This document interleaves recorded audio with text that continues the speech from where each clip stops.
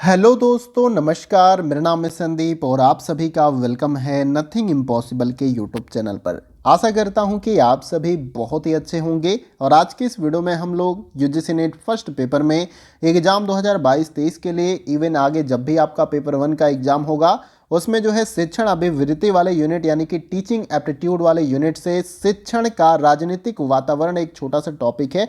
इसको हम आज के इस वीडियो में जो है क्लियर करने का प्रयास करेंगे। मैं अपने तरफ से पूरा प्रयास करूंगा कि इस टॉपिक को बहुत ही अच्छे तरीके से आपको समझा पाऊं। और आपको करना क्या है कि वीडियो को स्टार्टिंग से लेकर एंड तक देखना है ताकि आपको ये टॉपिक अच्छे से क्लियर हो जाए। तो चलिए फ्रेंड, वीडियो को स्टार्ट करते हैं और इस टॉपिक को क्लियर करने का प्रयास करते हैं।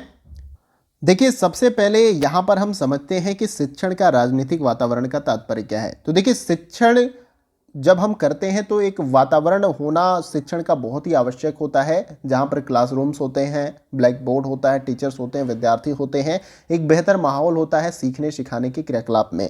तो यहाँ पर राजनीतिक वातावरण को हमें समझना है। शिक्षण के वातावरण को तो आप सभी बहुत ही अच्छे तरीके से जानते हैं, लेकिन शिक्षण का राजनीतिक वातावरण है उसे हम जानने का प्रयास करते हैं।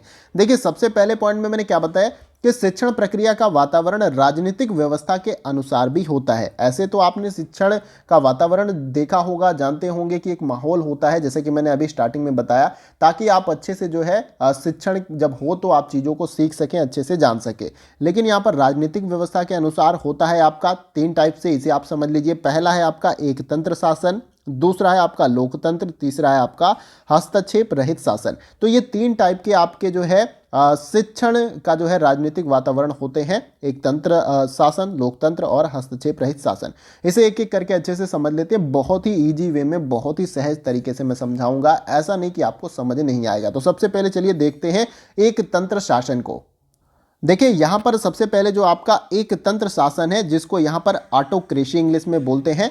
तो इसमें देखिए, बेसिकली मैंने बताया आपको क्या कि इस व्यवस्था में शिक्षण प्रक्रिया शिक्षक प्रधान मानी जाती है और शिक्षक की बात को शिक्षार्थी बिना तर्क किए स्वीकार करते हैं। ये याद रखना है, बिना तर्क किए हो जाएगा, यहाँ पर स्वीकार करते हैं। अब देखिए, एक तंत्र शासन का मतलब आप समझ सकते हैं कि जो राजा चाहेगा वैसा ही सारा सिस्टम होगा। राजा का तात्पर्य यहाँ पर शिक्षक से मेरा है।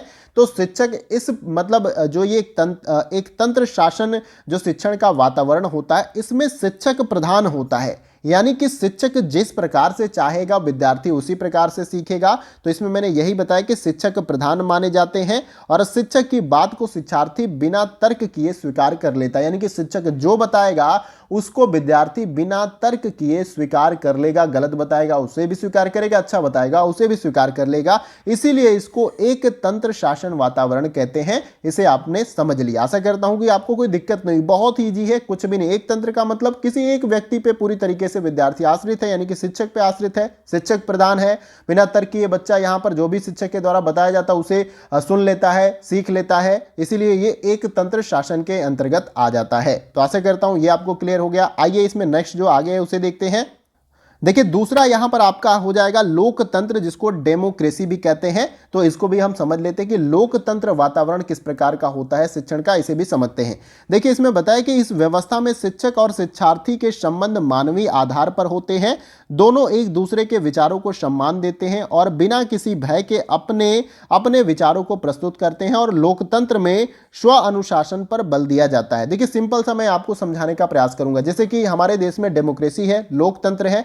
लोग जो है अपने नेता को चुनते हैं, विधायक को चुनते हैं, सांसद को चुनते हैं। सांसद जो है एक प्रधानमंत्री को जो है अपना बनाता है, जो देश को चलाने का काम करता है। तो लोकमत होता है, यानी कि जो आपके प्रजा है वो भी अपने विचार साझा करती है कि ये मुझे समस्या यहां पर है, और जो सरकार में होते हैं लोग वो उन समस्याओं को दूर करने का प्रयास करते हैं। तो इसको डेमोक्रेसी कहते हैं। अब राजनीतिक जो है क्षेत्र में अलग की बात है कि कुछ होती हैं चीजें, कुछ नहीं होती हैं। लेकिन यहां पर जो शिक्षण के वातावरण की हम बात कर रहे हैं, लोकतंत्र वातावरण, तो बेसिकली इस व्यवस्था में शिक्षक और शिक्षार्थी के जो संबंध हैं वो मानवीय आधार पर होते हैं। और दोनों जो है अपने, यानी कि शिक्षक और शिक्षार्थी दोनों जो है अपने विचारों का जो है यहां पर सम्मान करते हैं, या दोनों अपने विचारों को क्या करते हैं, एक दूसरे के साथ जो है साझा करते हैं, प्रस्तुत करते हैं। ये आपका लोकतंत्र जो आपका शिक्षण का वातावरण है इसके अंतर्गत आ जाएगा। ये सारा कुछ ही आपको समझ लेना है। आगे मैंने यही बताया था कि लोकतंत्र में स्व अनुशासन पर बल दिया जाता है, यानी कि आपके पीछे नहीं भागा जाएगा। आपको अगर लिख दिया गया कहीं ब्लैक बोर्ड पे लिखा लिखा है,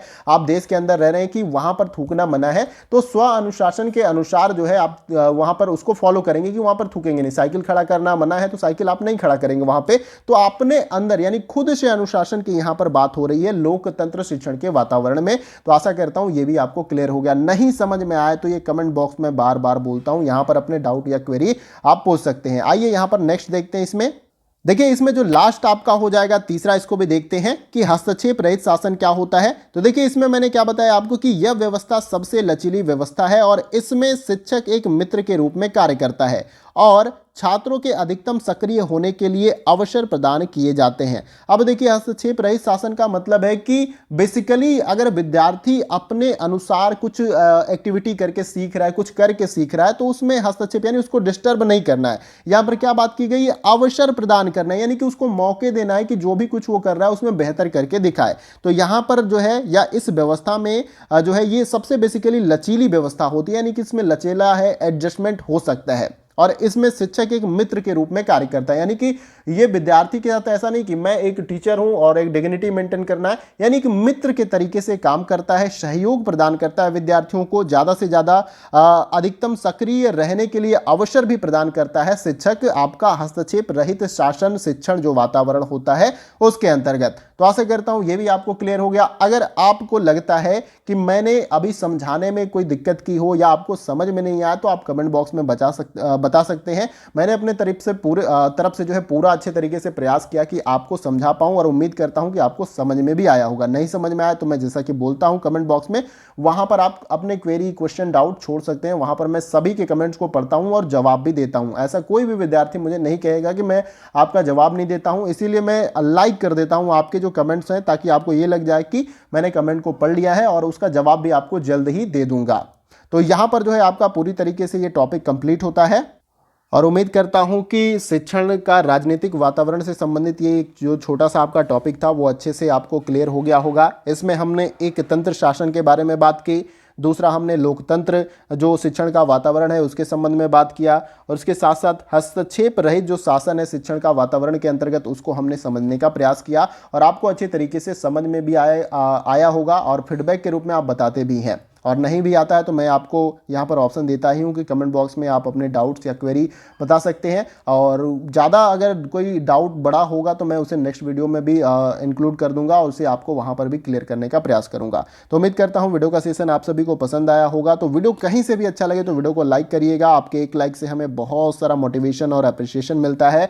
हमें लगता है कि हम जो प्रयास कर रहे हैं आपकी मदद करने के लिए ताकि आप अपने एग्जाम में ज़्यादा से ज़्यादा मार्क्स ला पाएँ, वो हमारा प्रयास जो है सार्थक हो रहा है। इसलिए आप लाइक करके हमें अप्रिशिएट कर रहे हैं, मोटिवेट कर रहे हैं, ताकि इसी प्रकार से हम पूरे सिलेबस के अकॉर्डिंग जो इंपॉर्टेंट टॉपिक है उनके वीडियो आपको प्रोवाइड करें। इसके साथ साथ लगता है कि वीडियो का सेशन इंपॉर्टेंट है तो आप वीडियो के सेशन को जो है शेयर कर सकते हैं दूसरे दोस्तों के साथ ताकि उनको भी हेल्प मिल जाए। और चैनल पर नए हैं तो चैनल को सब्सक्राइब कर सकते हैं और उसके बगल में ये जो बेल आइकन का बटन होता है इस प्रकार से उसको आप प्रेस कर लीजिए न्यू वीडियो की नोटिफिकेशन को पाने के लिए। देखिए, इस चैनल को अगर आप ज्वाइन कर लेते हैं तो निश्चित रूप से आपको फायदा मिलेगा। चाहे आप किसी भी एग्जाम की तैयारी कर रहे हैं, हमारा उद्देश्य होता है कि ज़्यादा से ज़्यादा आप लोगों की मदद कर पाएँ।